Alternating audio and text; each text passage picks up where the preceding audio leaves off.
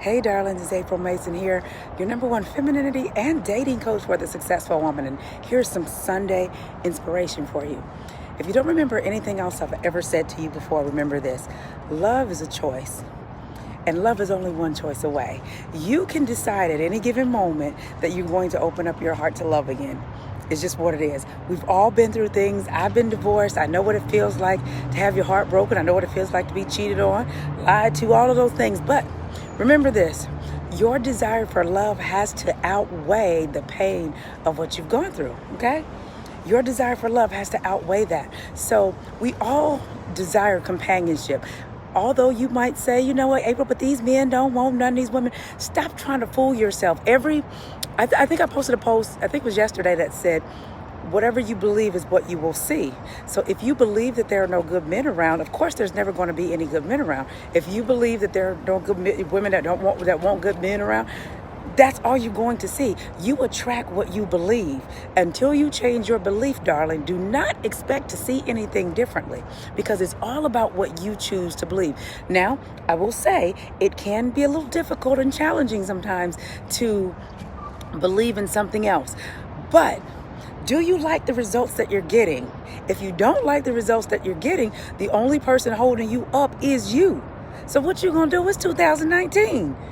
And you've been saying the same thing, you know, I mean, say, for these men, they don't want nothing. But guess what? You don't get out of the house. You don't have a life. You're not on your mission and your purpose. So how would you know if there are good men out there or not? You don't know. So you're really not qualified to say anything, because you're not doing what you're supposed to be doing in order to attract that to you. Fellas, if you're a great man and you know it, and you have done your self-work and you're constantly doing your self-work, let me say that again. Do I need to say it a little bit slower? Fellas, do your self-work, okay?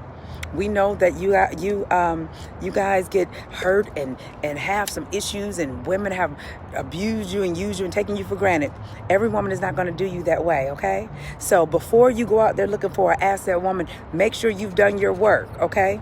Make sure that you're ready for something. Make sure that you can identify a diamond when she comes into your life, because there's a lot of you who have ran across amazing women, but because you claim you weren't ready and you didn't know what to do with her, and the only reason why you don't know what to do with her is, like I always tell y'all, you got to put in new information. So the old chicks that you've been dealing with have you programmed to respond and to react a certain way. Well, the asset woman, we're not going to deal with that, okay? Because number one, we're not going to give you the same issues that you're accustomed to dealing with. So fellas, this is my advice to you. Start practicing good, accepting good in your life. Start practicing how would I respond if I had a good woman? Because if you're not used to a good woman in your life, all you're going to do is run a good one away, because she's not going to stay there long enough to be dealing with the BS. Now, if you're open a little bit for her to help show you what true love is, fine. You know, wise women, we can tell the difference between one that need a little bit of help and then one that's he just shut off and he keep running. You keep running, we gonna let you run, honey. We're not saving you. we not gonna do that. We not gonna do the whole, I'm not like them. We're not going to do that. If you can't identify that, we ain't going, honey. That's just not what wise women do. I'm trying to show you, no. You got to be open just enough for a woman to show you something different. So that's my motivational information for you on this here Sunday afternoon. It's a beautiful day. It feels like a LA day in Atlanta. It's beautiful out here today. And I'm just out here running them streets. If y'all see me somewhere, say hi if you're in the A. But I wanted to share that with you because it's 2019 and it's too many people walking around lonely and desire somebody. And then the more you stay to yourself, the harder it is for you to really open up and let somebody in. And we don't want that. We desire companionship, connection. Y'all ain't gonna make me believe that y'all don't want somebody claiming you. We all want to belong to somebody. That's why we like to say, that's my man. And that's why our men like to say, no, that's my girl right there. We all want to feel like we are, like we belong to somebody. We crave companionship. So quit it. And y'all quit the whole, I want the companionship and sex without the relationship. Because where was I at? I was somewhere. I was talking to some men. I was sitting there having a conversation with some men. But yeah, and I told the guy, I said, think about this.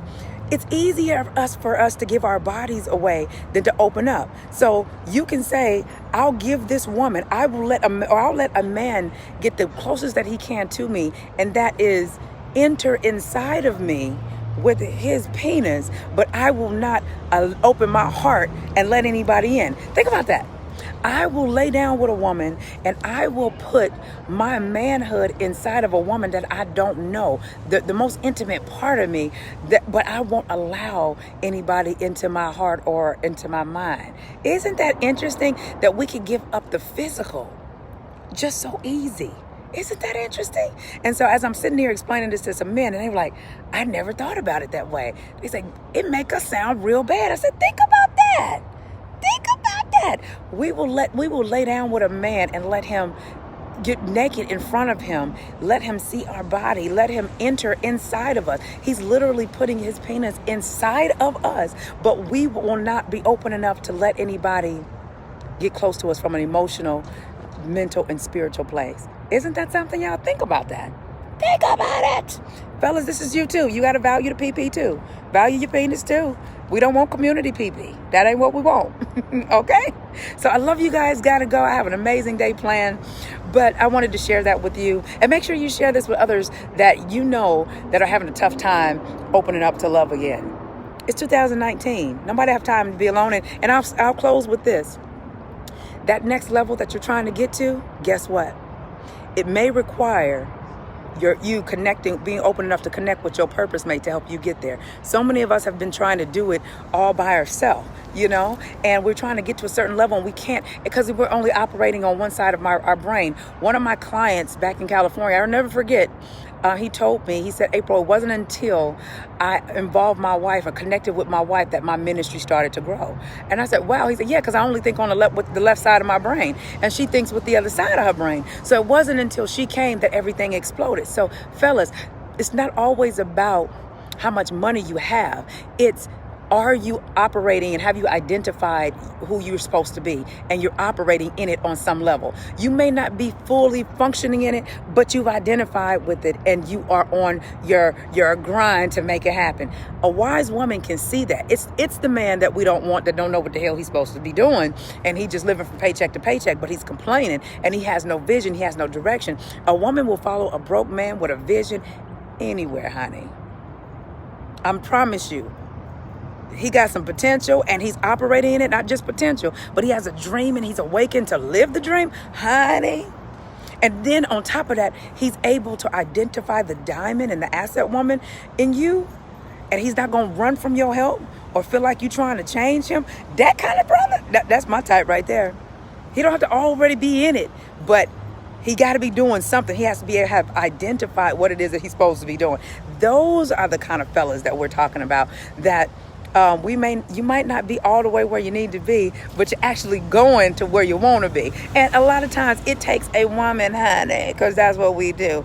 We birth things, honey.